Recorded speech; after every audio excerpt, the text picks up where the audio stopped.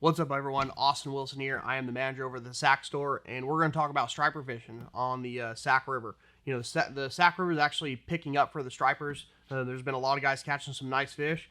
A few baits I want to talk about. The first ones I'm going to talk about is the P-line jointed baits. You know, these baits are more for trolling.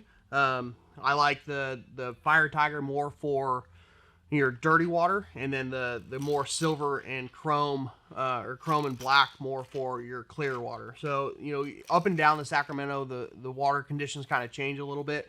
And, you know, obviously when you fish in dirty water, you want a bright, loud color, you know, something those fish can see. A lot of times I'm adding a zoom trick worm, you know, white worm on the back of these baits. It adds a little bit bigger profile, adds more action. Fish can't stand it. And you can cover a lot of water when you're trolling. You know, you have it back behind the boat, you know, 60 to 80 feet behind the boat, and you're just trolling it along it, you know, downriver.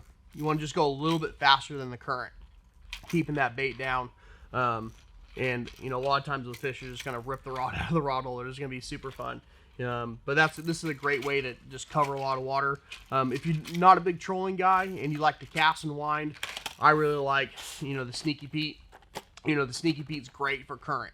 It stays down, it keeps it, you know, in the current, and it, you know, it fishes really well. Bone is probably the best color for stripers, and they can just see it really well. I don't know if they can see color or if it's just shades, but something about the bone they really like. And I'm fishing around trees, eddy seams, not seawalls, but they're big like rock structures that come out to break up the current. Fishing on those, and then a lot of times I'm fishing outside bends, and a lot of times where the current's pounding into the bank, I'll fish those as well, because bait's coming down into those areas, and they're just ambush predators. They're waiting for that stuff to come to them. They like to hunt too. You know, they're in packs or schools or whatnot, and there's giant ones on the Sac. I mean, the biggest one I've heard on the Sac is 64 pounds, and it's caught what I believe on a glide bait, not the exact glide bait here, but it was caught on a hard bait just like this. And the guys are just casting it and winding it back. I'm using 65-pound braid. Line doesn't seem to quite matter, especially when you're, I would say line matters, but you can tie direct to this bait with braid. Especially when you're fishing dirty water, they're not going to be able to see the line, especially when they're at a school. If the fish are in a school, the fish are going to be competitive over the bait.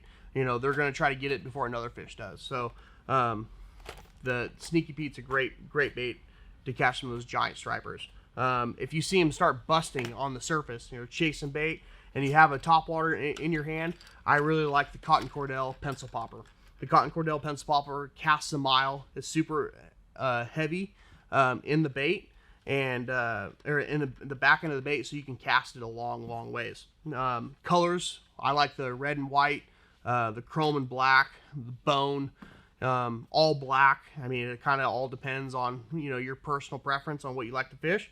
But the Cotton Cordell pencil popper is a great way to catch some topwater fish. And, you know, topwater is probably one of my favorite ways to catch them, because it's just you're watching your bait and those fish come, you know, exploding on it, and it's a fun way to catch them. So the Sacramento River, these are the baits you want to be throwing. So check us out over at Fisherman's Warehouse. We have 3 locations: Fairfield, Sacramento, and Manteca. And come say hi.